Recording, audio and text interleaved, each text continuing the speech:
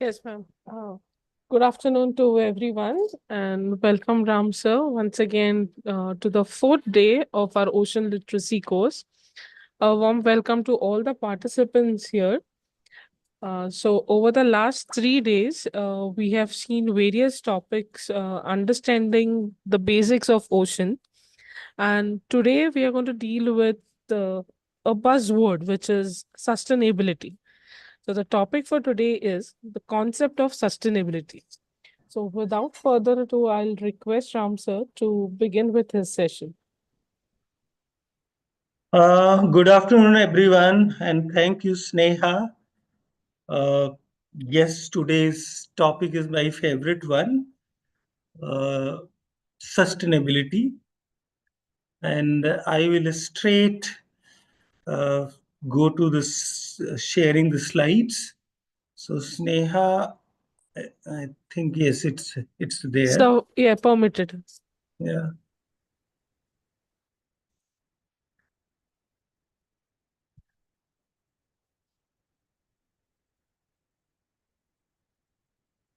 Yes, here are the slides.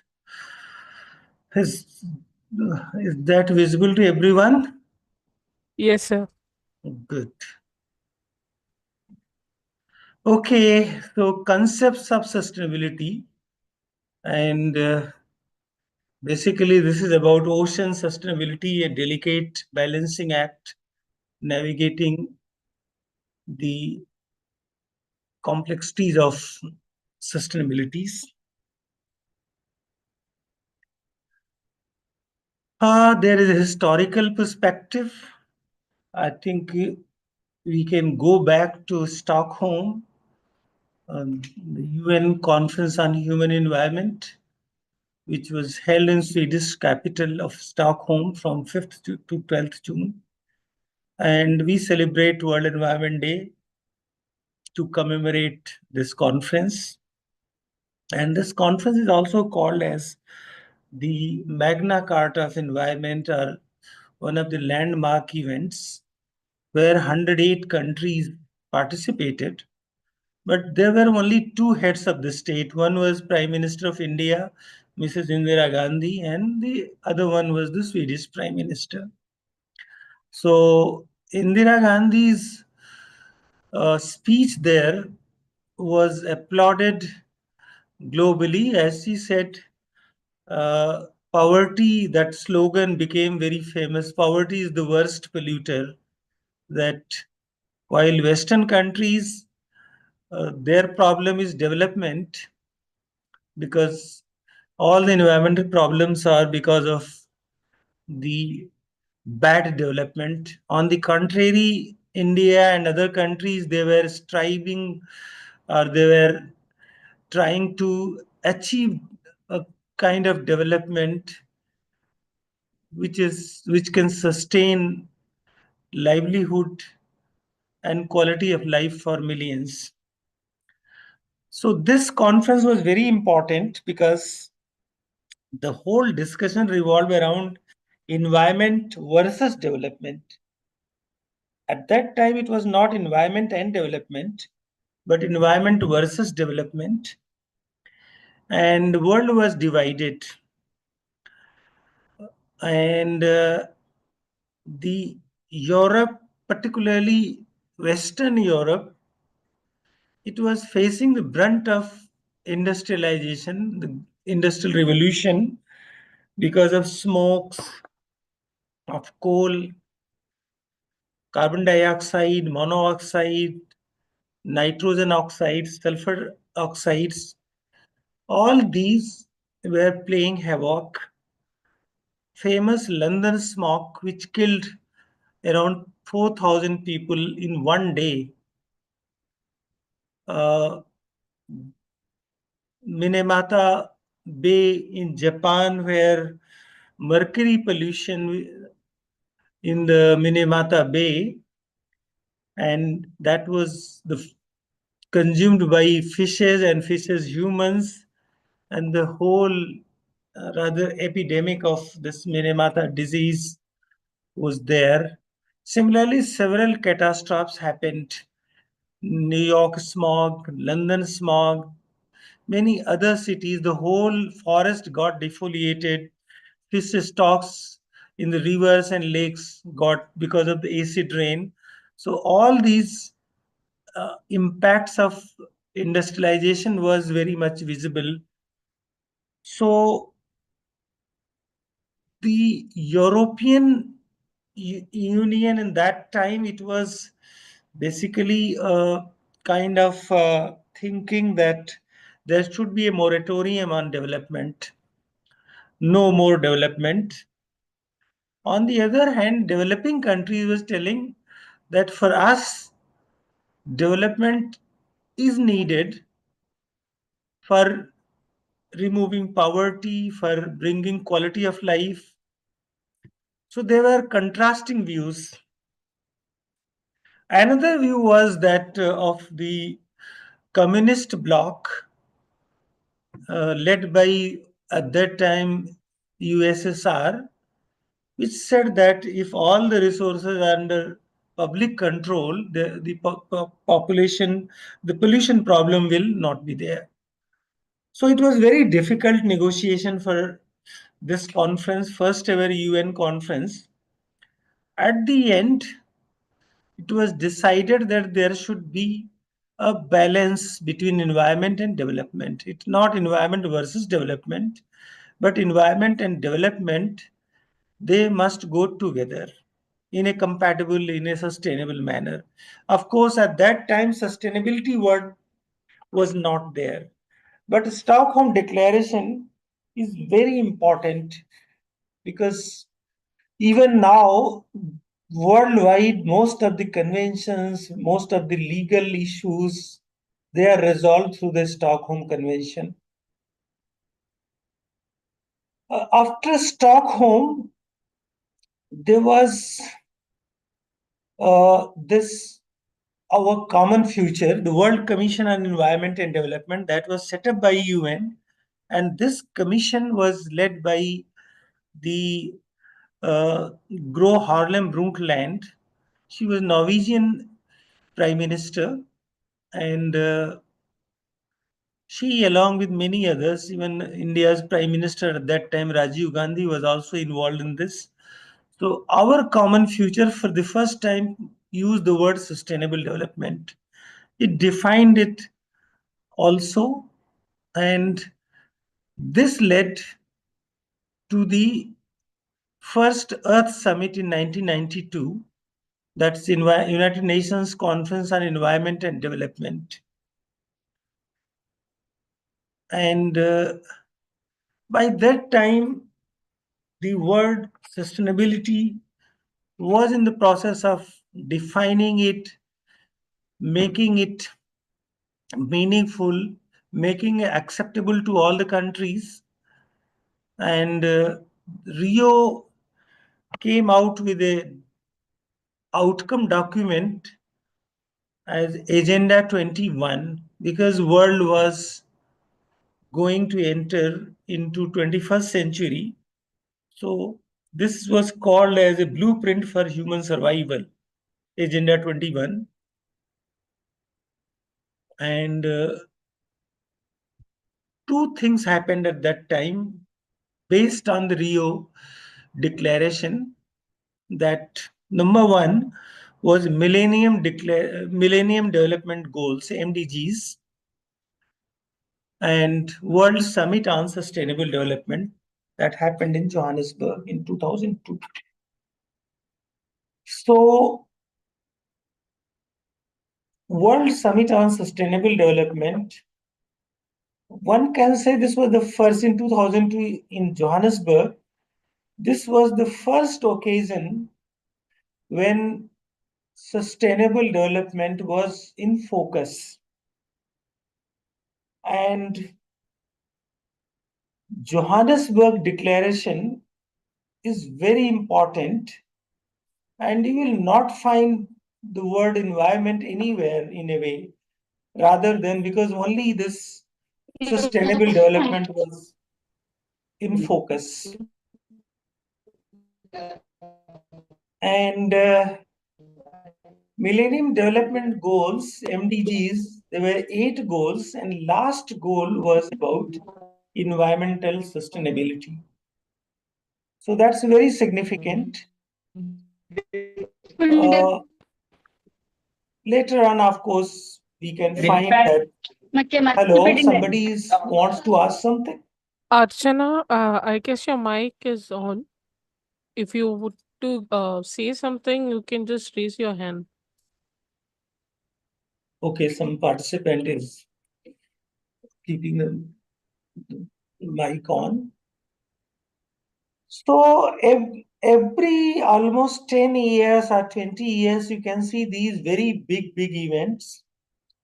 And after 2002, after 10 years, in June 2012, Rio plus 20. Rio was United Nations Conference on Environment and Development, and Rio plus 20 was United Nations Conference on Sustainable Development. So by this time, 2012, sustainability was everywhere. And this is also very significant because it laid the foundation for many important global decisions, sustainable development goals, Paris Agreement on Climate Change, and many others as well.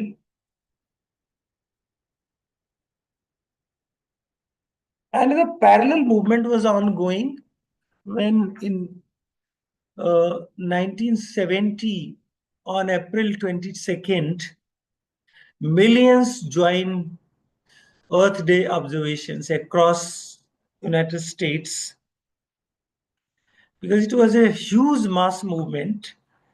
It was organized by a senator there, and it was mostly by the college going student, the youth who participated, and they wanted that particularly US should come out with measures to curb pollution. So of course, Earth Day is another milestone because environment, the United States constituted the Environment Protection Agency, and many administrative and legal arrangements were done that time.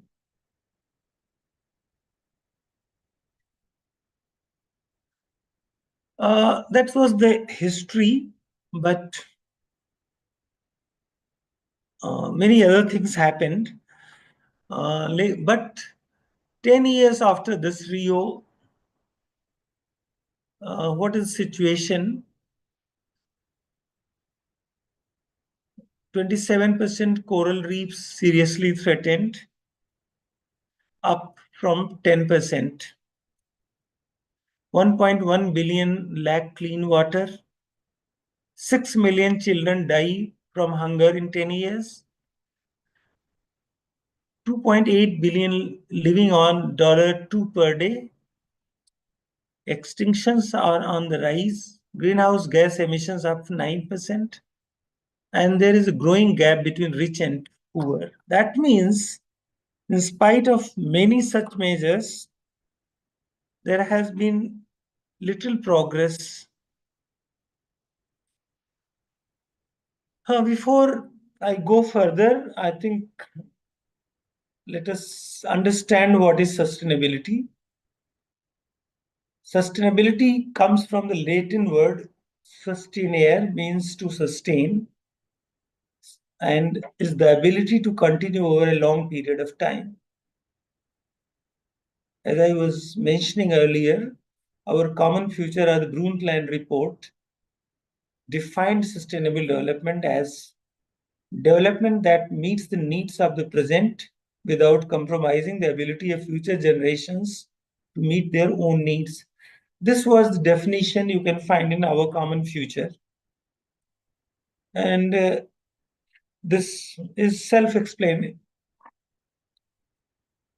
And sustainability can be explained through this stool concept: 3 pillars: economic principles, environmental principles, and social. So, economy, ecology, and society, these are the three pillars of sustainability. And there is a like systems thinking involved into all this, how to, and this can be also linked to the cultural principles. That is another dimension which goes through, which is a kind of overarching in the economic, environmental, and social principles. And then it becomes, so this is again like triple challenge, balancing economic needs, environmental protection, and social well-being. uh, Economy gathering pace over the past 50 years, ocean economy is now estimated to be worth approximately 1.5 trillion. This could increase to 3 trillion by 2030. Key sectors: offshore wind, marine, aquaculture, and fish processing. Environment: ocean acidity has increased by 30% since the Industrial Revolution. Plastic pollution estimated to kill 100,000 animals, marine mammals annually by WWF.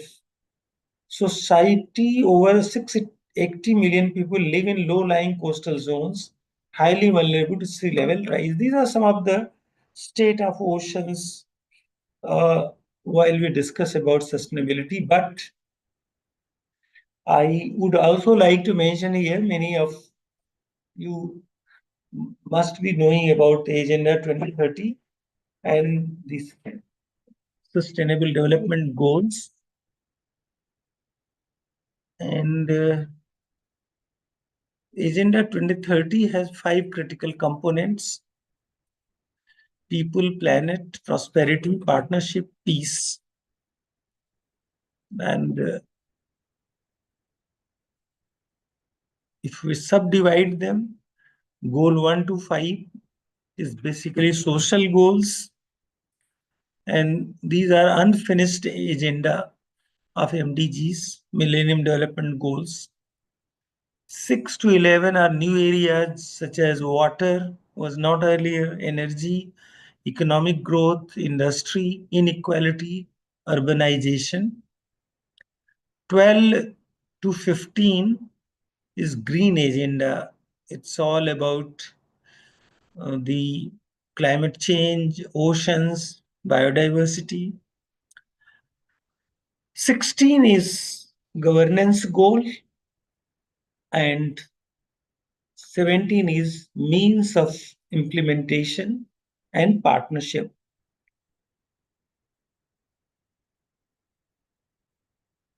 Uh, then tackling the triple planetary crisis of climate change, biodiversity loss, and pollution.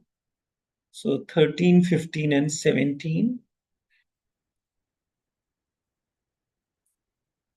Another very important thing, global risk report. World Economic Forum comes out with this report every year. Last year's report, you can see in the short term,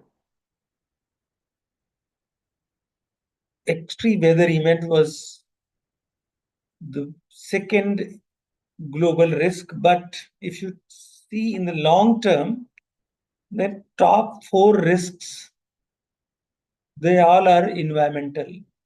So maybe misinformation, disinformation, social polarization, cyber insecurity, armed conflict, all these could be short term risks, but long term, it is only environment which is going to impact the global outlook, whether it's economic or sustainability. So, this is very important.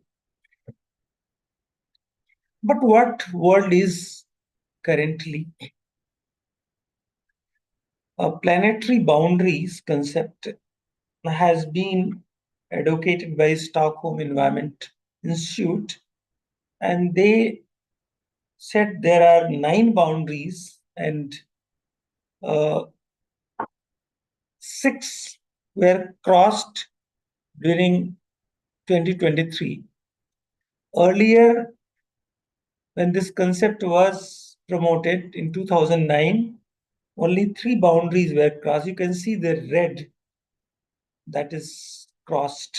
That was climate change and uh, biosphere integrity and biogeochemical, like recycling. You can see a rose, whatever. But currently, by 2023, only three boundaries are remaining, where like ozone depletion is a success story because of the Montreal Protocol. We have been able to plug the ozone hole, so that's not breached. Then atmospheric aerosol loading, which is basically more or less controlled, and oceanic acidification is a challenge, but it is still under control. But how long these all other boundaries, they have been breached. So that means we are living at the edge of the planetary crisis. COP28 was in UAE. Not much to say because we had COP29 recently in Baku. But I'm putting this slide because that was a bit surprising, because uh, COPs always demanding to do away with petroleum and coal. And this was hosted one of the uh, worst polluting country in terms of the petroleum production, the UAE, which controls so the most of the oil wells. So IPCC or all others were telling that we must completely phase away petroleum and coal by 2030, as early as possible by 2030, but not later than 2050, if we want to save the climatic system. So that is why this Dubai conference was important. And there has been some progress, but not much. SDG 14, I think you all know about the oceans lie below water. And this was not a goal earlier in SDGs. In MDGs, our oceans were always, but first time in 2015, this goal was adopted by the this world community. This is again, I think, about the blue economy and circular economy, which are gaining traction currently. These are some of the challenges. These are opportunities.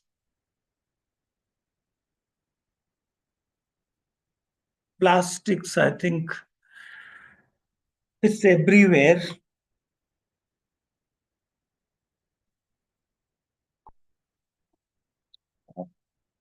They are into the deep seas and into the mountains, even at the top of the world, that is the Everest Mount.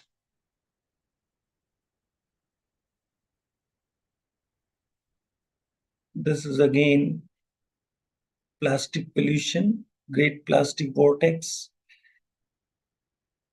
And I think here is again how world is getting mobilized over the oceans, one planet ocean.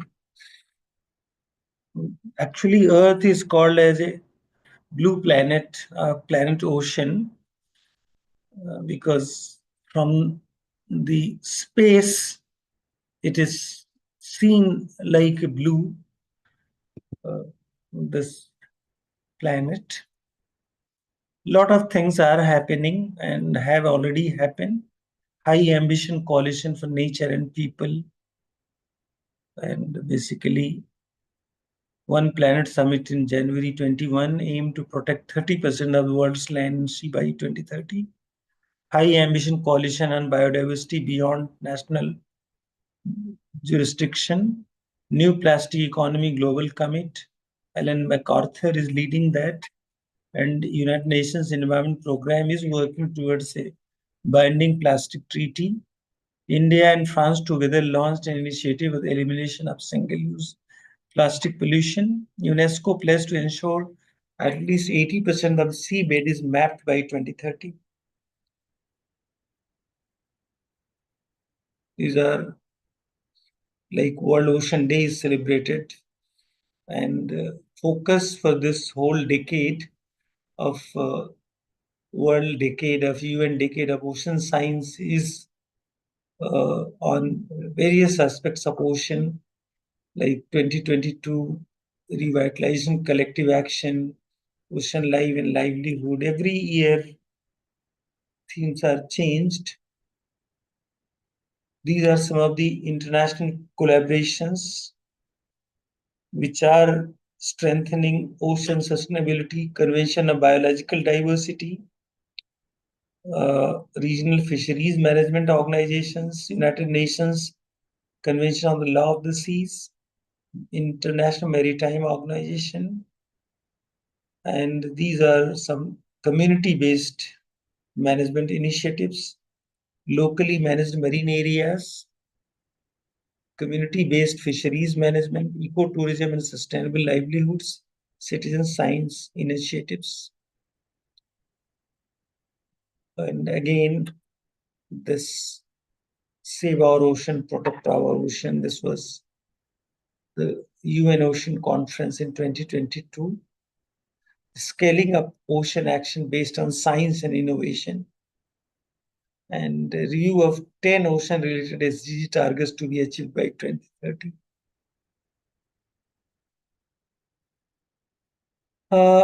And the very interesting thing is Universal Declaration of Ocean Rights as a concept of a global formalization of the rights of the ocean to be presented to the United Nations. That was presented but has not yet been agreed. The rights of nature movement, this is again, many countries are promoting this. Inclusion of eco-centric language is embedded in several international frameworks such as CBD post 2020 biodiversity framework as well as the IUCN. Ocean science, it provides this whole decade provides a common framework to ensure that ocean science can fully support countries' actions to sustainably manage the ocean and more particularly to achieve 2030 agenda for sustainable development. Oceans are mostly unmapped, unobserved and unexplored.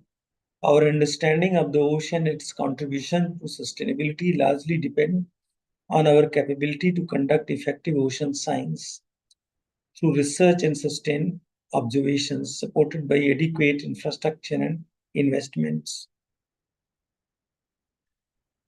Convention on biological diversity and is so important in as million species.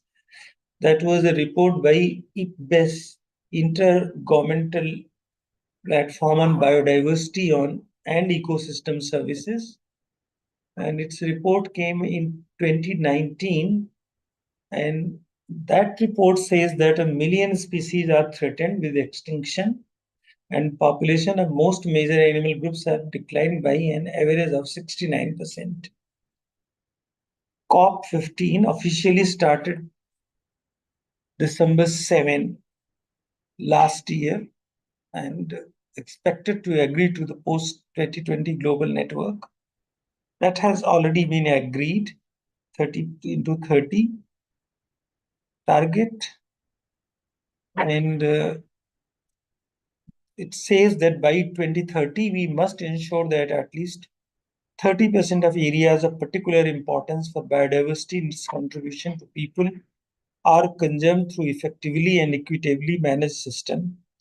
Protection, restoration of marine ecosystem are also part of the proposals, ensuring that 20% of marine systems are also part of 20% of marine systems show evidence of restoration by 2030 and a reduction of at least 50% of anthropogenic pollution by 2030.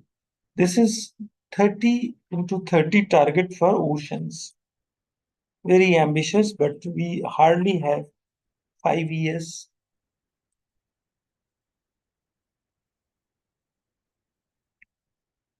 This is what slide uh, World Economic Forum, and it talks about what ocean sustainability means. Sustainable solutions for the world's oceans revolve around three key pillars: protecting and conserving species, managing the ocean sustainability, and restoring the ocean for climate adaptation. Zero coalition of approximately 200 industry stakeholders from across the shipping and energy value chain for zero emission. This is again a pledge for the net zero. MPAs, they have to be created by 2030, 30% of the oceans. Currently, only an estimated 3% of global plastic waste enters the ocean, but they make up 80% of all marine pollution, with 8 to 10 million metric tons ending up in the ocean every year.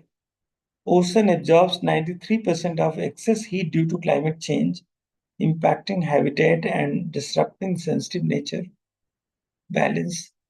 That is why a lot of people are advocating for nature-based solutions and ocean-based solutions. I already said that 1 million species they stare extinction, and this was as per the Intergovernmental Platform on Biodiversity and Ecosystems report. And this was most comprehensive report, first major international appraisal of biodiversity since Millennium Ecosystem Assessment in 2015, 2005. Uh, Humans driving vulnerabilities to extinction, that is the headline. Agriculture is the biggest threat to ecosystems. We need agriculture to feed the millions. And uh,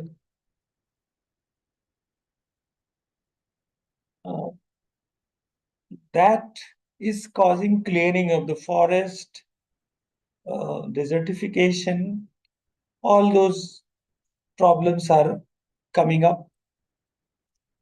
But there is insufficient global response against biodiversity loss. There is opposition from vested interests, and native species in most major land-based habitats has fallen by at least 20% since 2019. Since 1900, somebody has left, my assistant has left her mobile while I have put on this mode. This is coming up.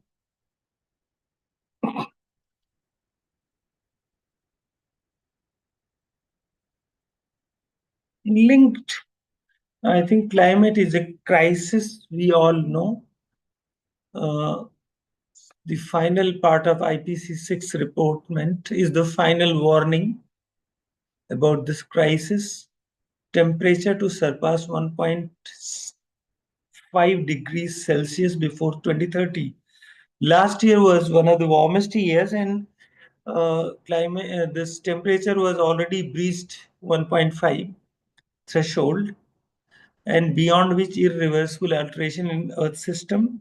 Extreme climate disasters are already happening. Heat waves, famines, and infectious diseases claiming millions of lives by century's end. Critical moment in history, need an acceleration agenda, speed up climate action. So again, EU and US, they have promised net zero by 2040, China by 2060, India 2070. Target is phase coal, oil, and gas, responsible for three-fourths of greenhouse gas emissions. Biodiversity also is being decimated because of climate change. Uh, Al Gore was famous. Uh, his this documentary, which won many awards, An Inconvenient Truth. He received Nobel Prize, but he is the sole crusader in this world nowadays. Even nowadays, he is trying to convince Donald Trump in US not to jinx Paris Agreement, but I don't think he's creating any uh, impact. Here, I worked with Al Gore in training around 6,000 climate leaders all across the world. So we worked together very uh, closely in 2015. Code Red for Humanity, the climate report. Paris Agreement, of course, on the left, you can see uh, US Secretary of State signing the convention, uh, putting her putting his granddaughter in lap, John Kerry, the Secretary of State, symbolizing that United States is signing this agreement for the sake of our grandchildren. But the current exit of US is very worrying.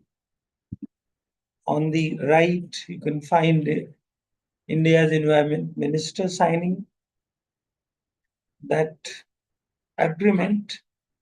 And India is well ahead of many in climate action. This is again, of course, as I already said, ocean-based climate solution. Decades of delay have denied the world any hope of an easy and gradual transition to a more sustainable world. Now only deep, rapid, and immediate efforts across all aspects of society, combined with still unproven technologies to pull carbon from the atmosphere, will be able to save the catastrophe.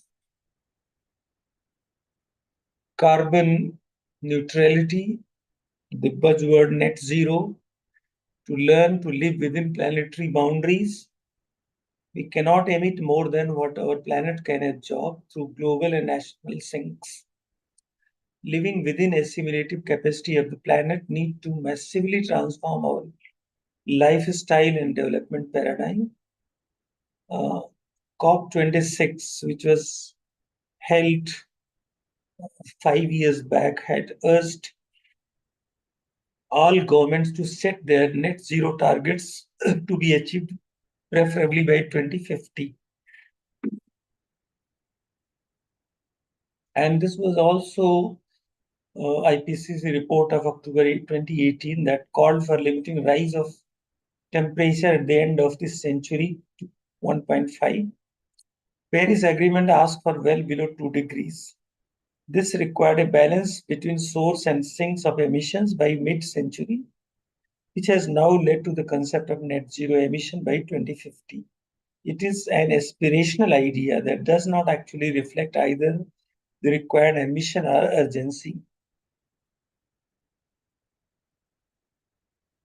Will we get to net zero fast enough?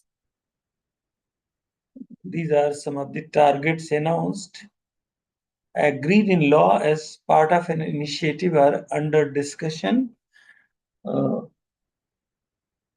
like net zero targets, global emissions covered 89%. So, United States 14%, its contribution, China 28%,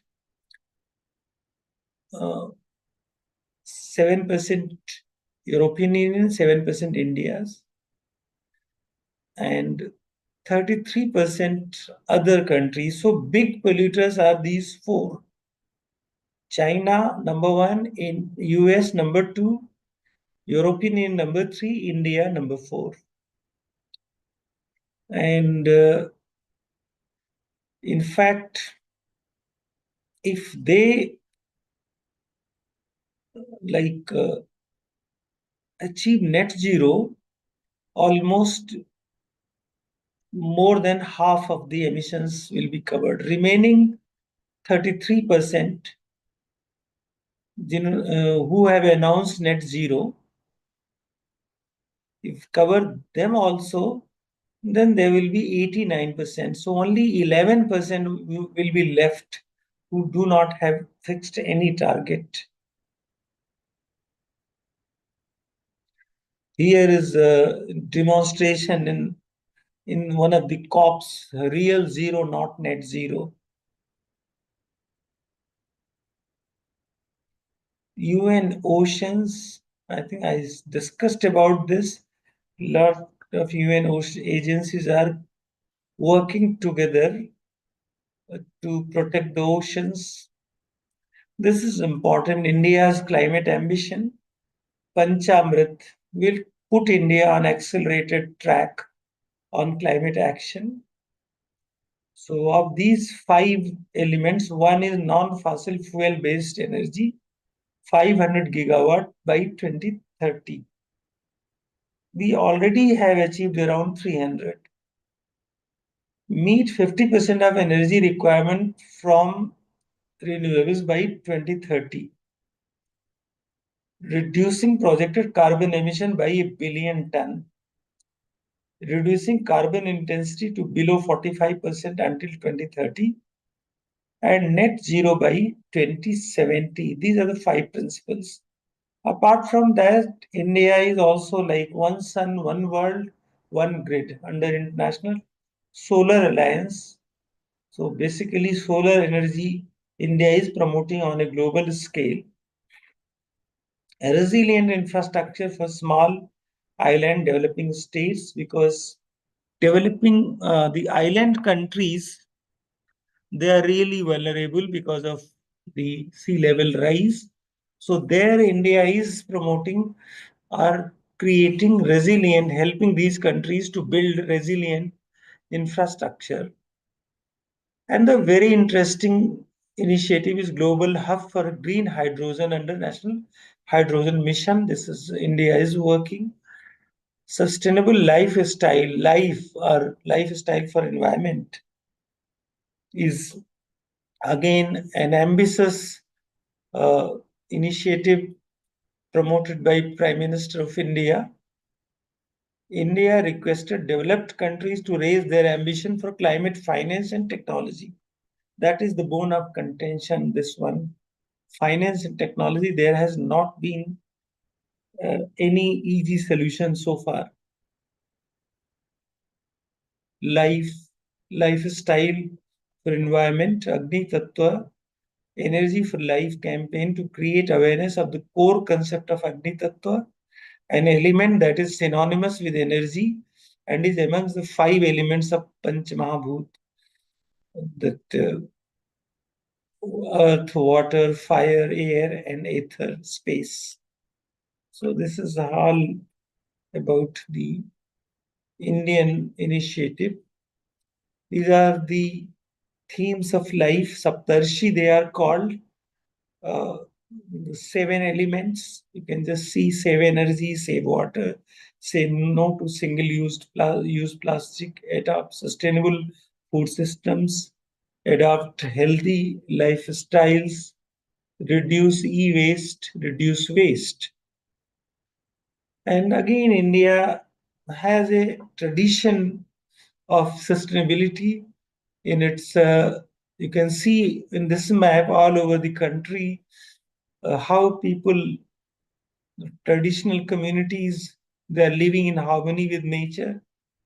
Their food, their lifestyle, their dance forms, their cuisine, their dresses, everything is connected to conservation. So India is really a model for sustainability and sustainable lifestyle. Of course, there is onslaught from the modernization, but still, majority of people are living sustainably.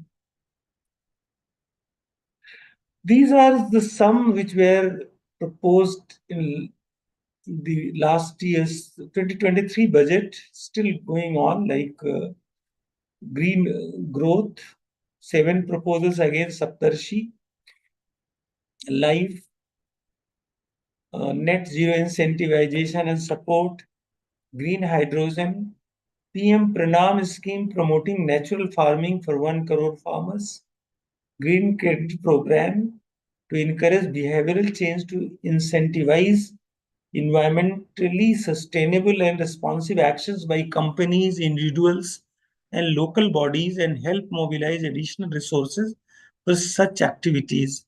Again, from the uh, environment and ocean point of view, this MISTI, Mangrove Initiative for Shoreline Habitats and Tangible Incomes, is very interesting. Amrit Dharohar, to encourage optimal use of wetlands and enhance biodiversity, carbon stock, ecotourism opportunities, and income generation for local community. Govardhan is the waste to wealth plants. So plastic pollution is again a major issue. 400 million tons of plastic produced every year. Half of it is designed to be used only once. 10% is recycled, while 19 to 23 million tons end up in lakes, rivers, and sea annually. Microplastics, tiny plastic particles up to 5 mm diameter, each person consumes 50,000 per year in just 5 gram per week. Bankruptcy of recycling, plastic not infinitely recycled. That is another issue because recycling is not happening. This is again a very interesting air carbon, a sustainable plastic for the future. Every day, microorganisms in the ocean eat methane and carbon dioxide as food and turn it into a biomaterial called polyhydroxybutyrate, which can be used as a replacement for plastic, fiber, and leather. In 29, Eagle 3, the world's first fully integrated commercial scale production system using air and greenhouse gases to make biomaterial, air carbon, was developed by New Light Technologies. It is a verified carbon negative material and is also cost effective alternative to other synthetic materials. So this is happening, and I think one of the interesting ocean resource which is being used. There's again vegan bottle, the packaging is a range of packaging bottles, jars, pill boxes, flask, caps made from residues of various co-products from the plant or mineral world: flax, hemp, reed, bagasse, shells, seeds, kennel, wood fibers, 100% biodegradable materials. Vegan bottle is a new generation of optimized bottles that reduces CO2 emission and therefore the impact on the environment with significant advantages through the production, consumption, disposal system.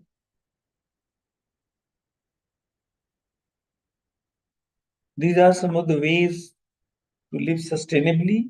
Eat right, take extinction off your plate.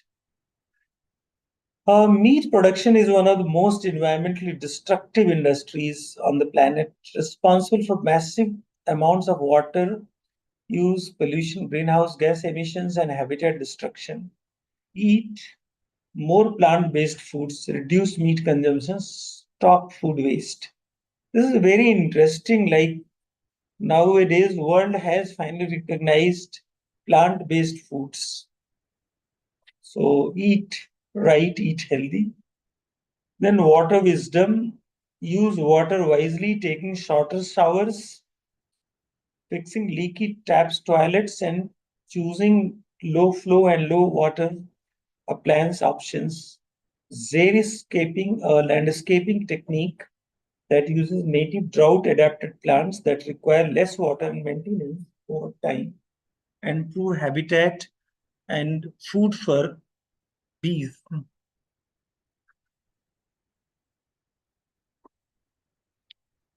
Again, think twice before shopping, reduce, reuse, recycle. So before you buy, ask yourself if you really need it. If you do, consider buying gently used instead of new, and look for minimal packaging and shipping. Go plastic free. Plastic never goes away. Billions of tons end in oceans, making up about 40% of the world's ocean surface. Every year, thousands of seabirds, sea turtles, seals, and other marine mammals are killed after ingesting plastic or getting tangled up in it. So you can start cutting down on your plastic waste in a new few simple steps. Use reusable bag when you shop, ditch single-use water bottles, bags, and straws, and avoid products made from packaged in plastic whenever possible. This is again interesting happening. Uh, Building sustainable future, sustainability policies, environment, social, and governance. There is growing recognition and a gradual shift towards integrating ESG factors. Currently, 1,000 listed companies have been mandated to report this ESG annually, and that has been made mandatory for these companies by SEBI. And these are some of the sectors which are covered under these industries, these initiatives. And these ESG is also very much compliant to the net zero and SDGs. Circular economy is another very interesting area, and this entails markets that give incentives to reusing products rather than scrapping them and then extracting new resources. Examples of how circular economy principles are implemented in India to ensure sustainable development: National Resource Efficiency Policy to promote efficient use of resources and transition to circular economy, Clean India campaign, significant initiative to improve waste management practices across the country. E-waste management rules mandates proper disposal and recycling of electronic products by imposing responsibilities on manufacturers, retailers, and consumers. This is again very interesting initiative, extended producer responsibility or EPR. It plays a crucial role in integrating sustainability into operations of various industries. Waste management EPR programs encourage product producer design products with the end of life consideration in mind, such as recyclability and reducing hazardous materials. Resource conservation EPR incentivizes the efficient use of resources by making producer responsible for the impact. Recycling and recovery facilitate the development of efficient recycling and systems and infrastructure. Circular economy, again, EPR aligns with principles of circular economy by promoting the reusability and recyclability of products. Consumer awareness can influence purchasing decisions and encourage consumers to choose more sustainable options. CSR, I think all of you must be knowing, and these are some of the practices which are happening under the CSR. Environmental stewardship. Industries incorporate environmental considerations to their operations, reduce ecological footprint, social impact, and community development, engaging in practices that positively impact local communities and society at large. Ethical business practices. Industries uphold ethical standards in their operations, supply chains, and interactions with stakeholders. Responsible governance and transparency includes establishing a strong governance framework to ensure responsible and transparent business practices. Philanthropy and volunteering, contributing to social and environmental causes through philanthropic initiatives and employee voluntary programs. Then again, this is the organic farming. This very interesting, and this Govardhan initiative which Government of India has announced is all about this farm yard manure, green leaf manure, compost, crop residue, vermicomposting, biofertilizers, animal husbandry, sheep and goat manure, intercropping, mulching, relay cropping, trap cropping, multiple cropping, crop rotation, multiple uh, processes and practices. These are some of the examples, the pictorial of the how it is happening. Nature-based solutions. In fact, this is one of my interesting areas because when I was with UNESCO in 2018, we brought a book, this report, World Water Development Report, Nature-based Solutions for Water. And this is a very interesting publication. And how in the water sector one can create jobs, achieve water security and sustainability through nature-based solutions. And many countries, they are in their climate action plan, they are integrating nature-based solutions. And these are like nationally determined contributions where nature-based solutions are being incorporated as a country strategy for climate action.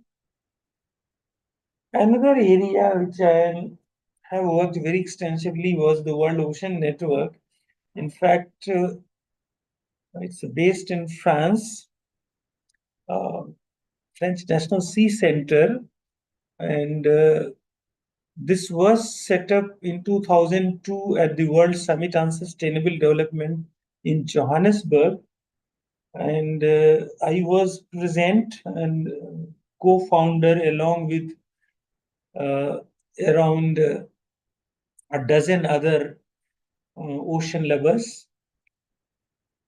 And one of the creations of this is the responsible citizenship, like the World Ocean Day organizations, youth parliaments, which is happening, green papers on future European maritime policy, lot of things. Blue education is happening, and outreach. There is World Ocean Passport for the kids, for the youth, and you go to a ocean, get this passport, go to a ocean establishment like aquarium, ocean science centers, or any other establishment. These are very handy. And youth is at the front everywhere. Here are certain examples. Every one of us know about Greta Thunberg. She spearheaded that the Fridays for Future movement. Her this hypothesis was that Earth is in crisis, planet is in crisis, including oceans, everything. And we, the youth, we are into our classrooms studying things which doesn't matter to life, because if there is no planet there will be no life. So why not devote a day boycotting the classes and thinking or campaigning about our future? So that is how this initiative started in Sweden. Fridays for Future, boycotting the classes one day, and it gained momentum. Similarly, there are others who are into this, like this vegan movement, which is Amy Lucas. She is spearheading, and lifestyle, sustainable lifestyles he's promoting. Blue Olis is again into this sustainable lifestyle and behavioral change. So these are some of the youth icons who are basically campaigning about the environment.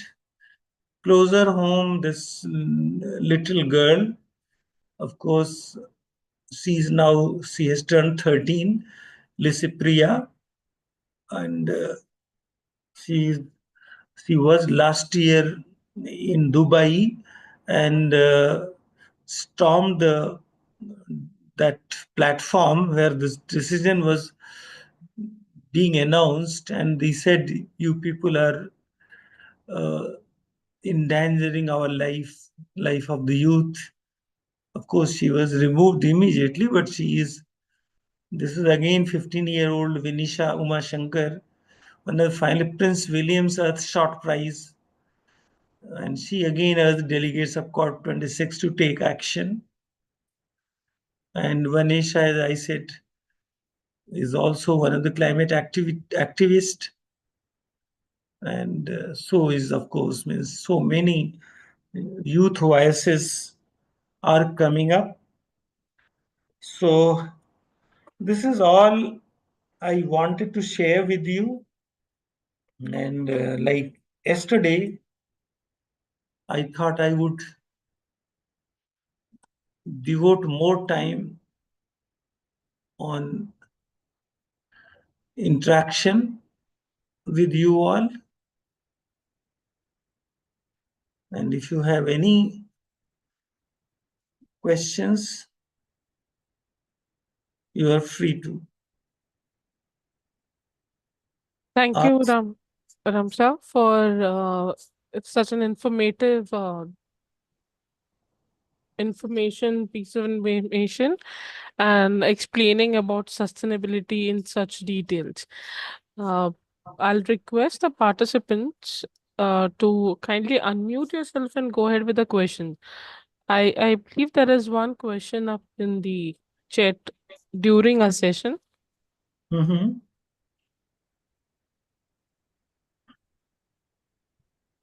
Yeah, Navnath Raut has asked if you could tell us the status of Paris Agreement after a decade. Yes, a very interesting question. Uh, Paris Agreement is alive. That 1.5 degrees goal is the center point, but progress wise, uh, up to 2020, the 5 year uh, commitment of countries, that is NDCs, that were submitted to UNFCCC, that could hardly remove, if implemented in spirit and time, 45%, half of the emissions that is required to reach 1.5. And therefore, world is looking towards the second NDC, which is to be submitted in 2025. Date was February, so that in the next COP in November, December, proper analysis can be done.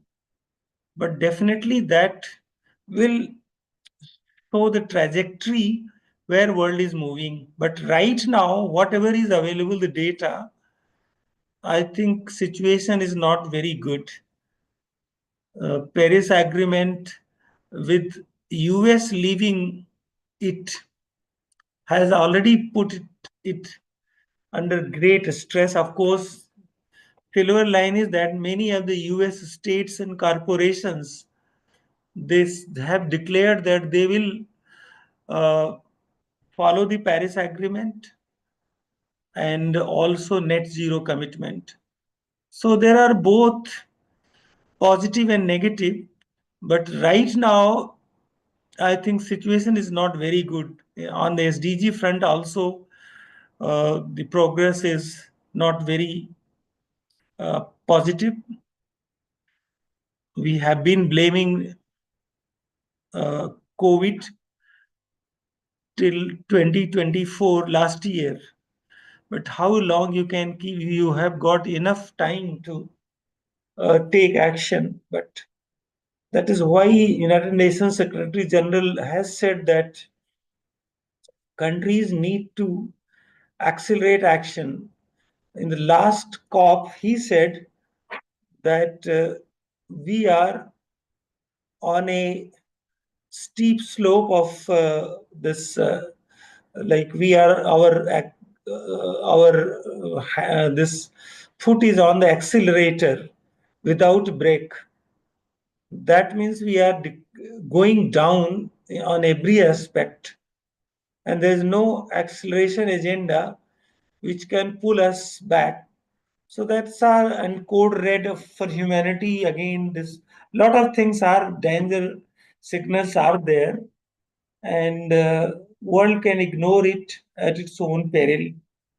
So let us hope when Trump completes at least a year, what way the world moves, because a lot of depends on the US leadership. Uh, but again, China is the key because China is contributing almost one fourth of the greenhouse gas emissions. So China, US, India, and EU, these four are the key to the progress on Paris Agreement. And it depends on the world community how they can influence these four great countries, particularly US, which is now out of it. So there are dangers to the Paris Agreement, and let us see. Let us be positive. That's what I can say.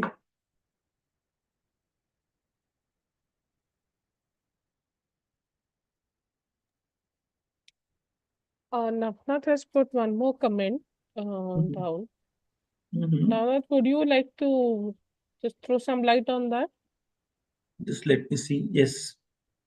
You can unmute yourself and go ahead. It's fine. Yeah, I got my answer.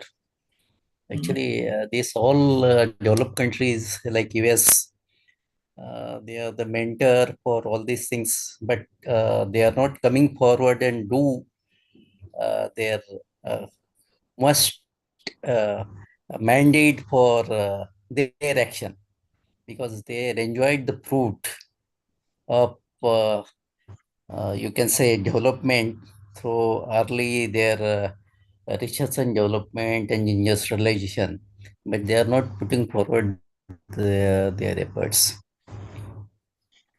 Very right. In fact, this is the crux of the problem. Developed world is going back on its commitment in soon after the Paris Agreement.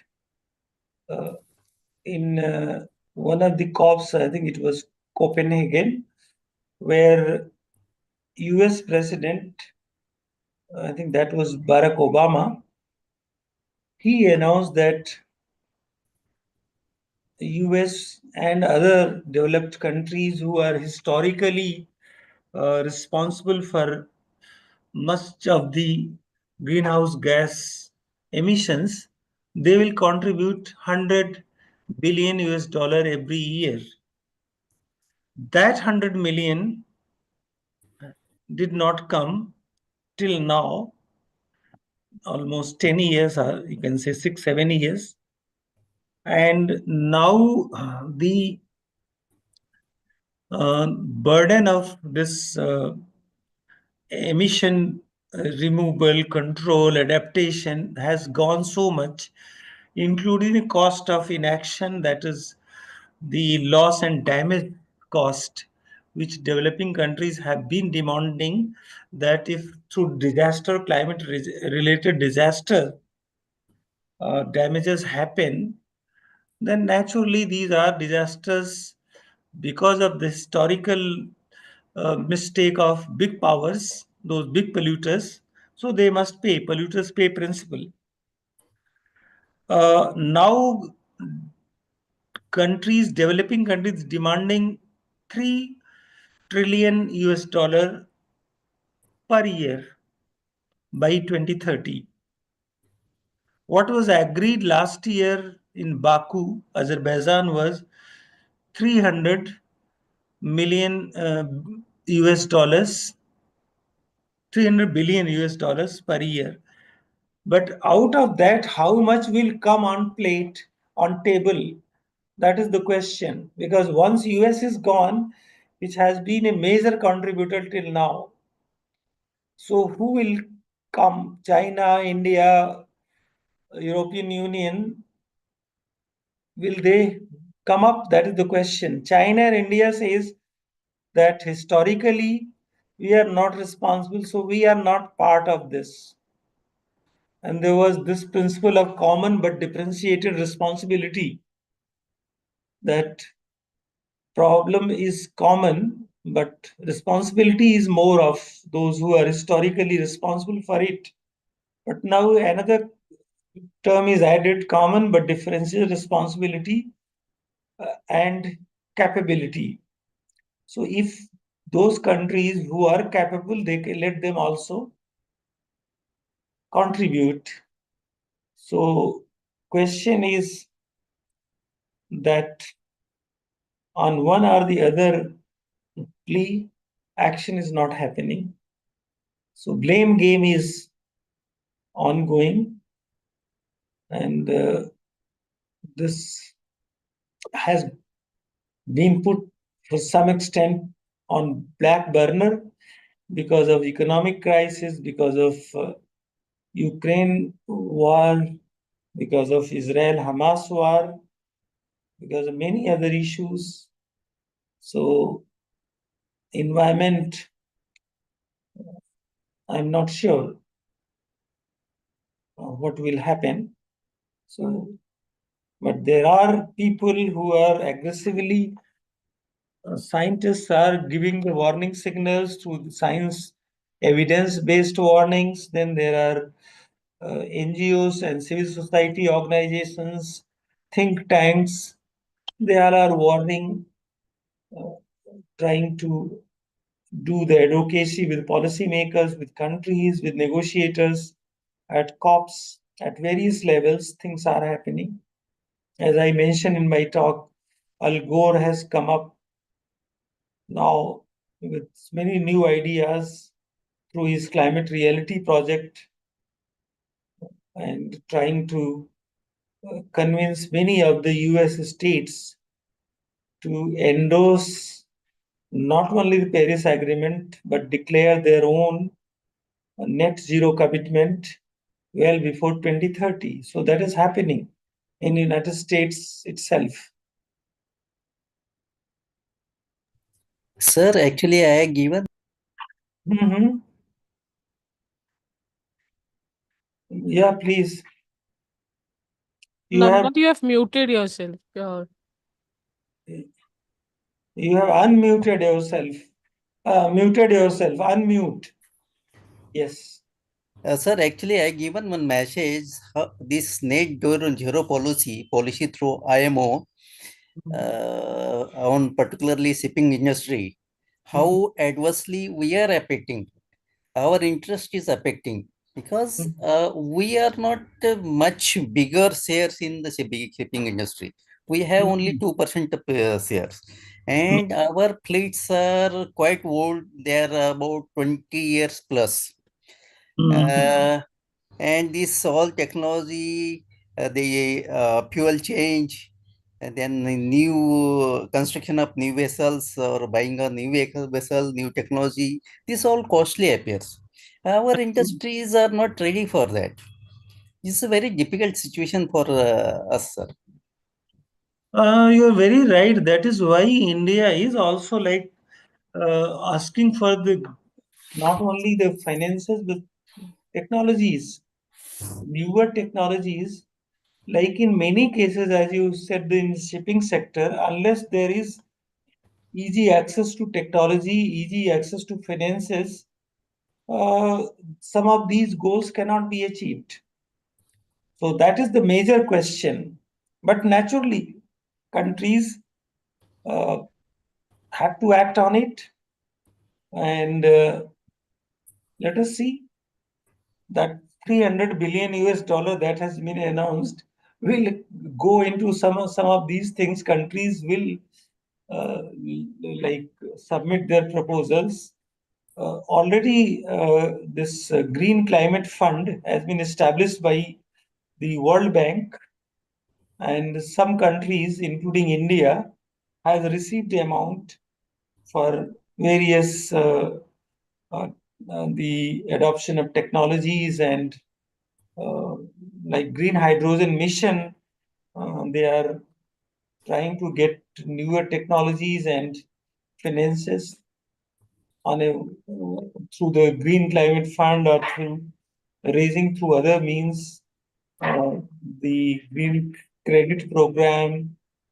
So a lot of financial instruments are coming up both nationally and internationally. Naturally, I think these high cost of retrofitting or replacing older engines, uh, that is there, but we cannot go ahead with those from the efficiency point of view as well as from the climate point of view. They have to be either retrofitted or completely like uh,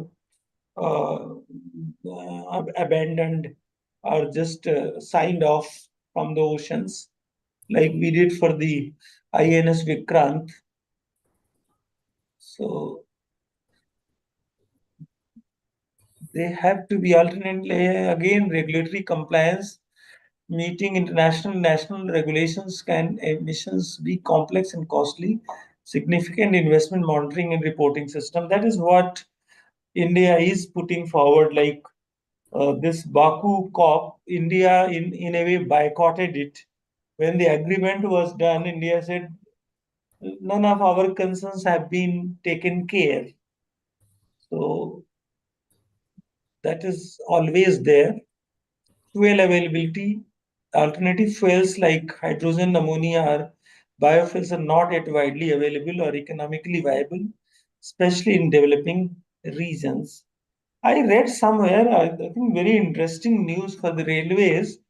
They have made an arrangement with the agreement has been signed between Department of Atomic Energy and Railways that they will build those small series of small nuclear powered plants and major like railway the centers to fuel the railway to completely reduce fossil fuels by 2030. So railways is well ahead in its this effort to become uh, net zero by 2030. That is very commendable. I think shipping industry must also come out like this.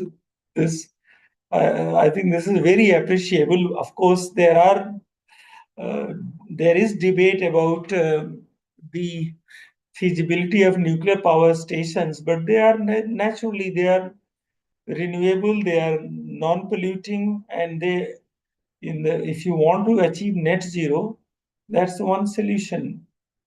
Of course, they require high level of safety standards.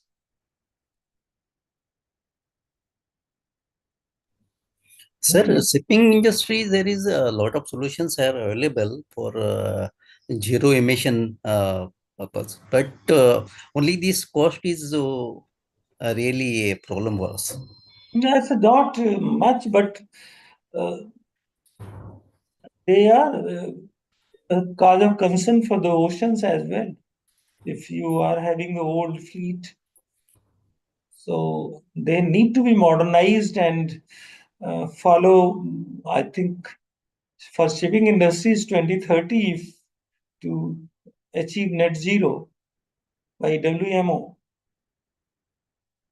So India can always buy time that its commitment is 2060. So sector-wise, they are coming up with targets. So I'm not aware about the shipping sector's target, transport and shipping. By railways, 2030 is very clear. But I think shipping also 2030 is for all the transportation systems.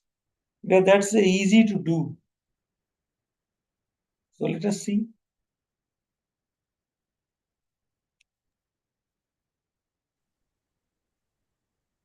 There is another question of how can shifting towards man-made energy sources rather than using the natural resources can affect the sustainability of the ocean. Man-made energy resources rather than using the natural resources can affect the sustainability. I think he means about the fossil fuels and using but natural resources can affect sustainability of the ocean. Uh, Yes, Sable, is he there? Can you explain this one? Unmute yourself, Yes, and what you want to say.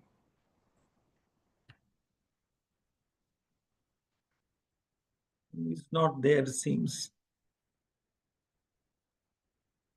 Yash is there, but Mhm. I am doubtful whether Yes, can you hear us?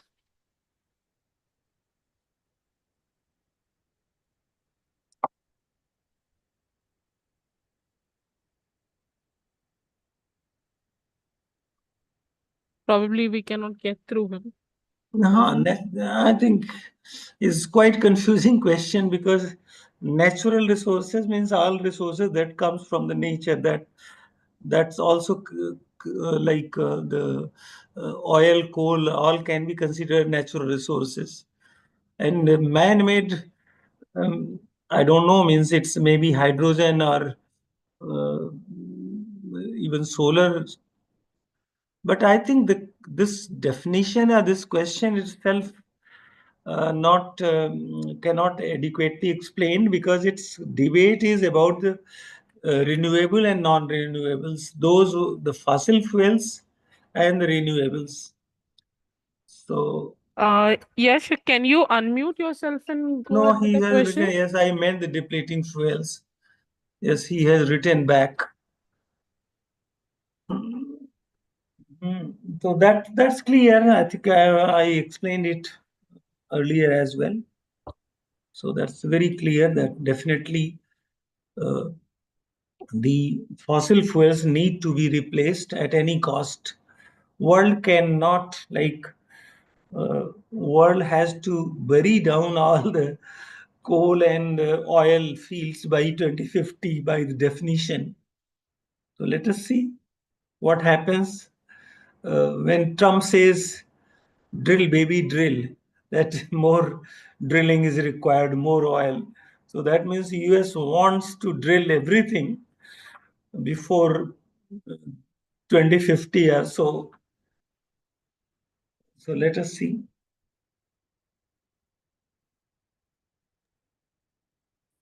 Any more comments or questions from the participants?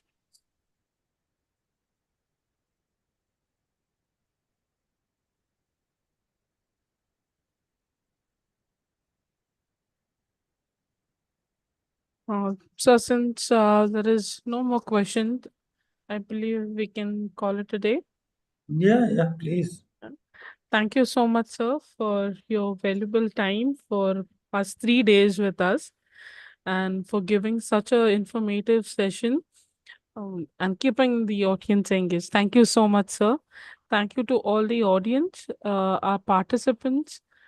I I really want all the participants to be little more interactive so that this can be just not a one-way traffic but a two-way flow as well. Hoping to have this for the next coming days. And tomorrow we have a session on ocean biodiversity of India, which will be conducted by Dr. Reshma Pitre. The link for tomorrow's session will be shared to you all over the group. And thank you everyone for being here. Thank you once again. Thank you, everyone. Thank you, Sneha, Vinita, and everyone. Thank you so much.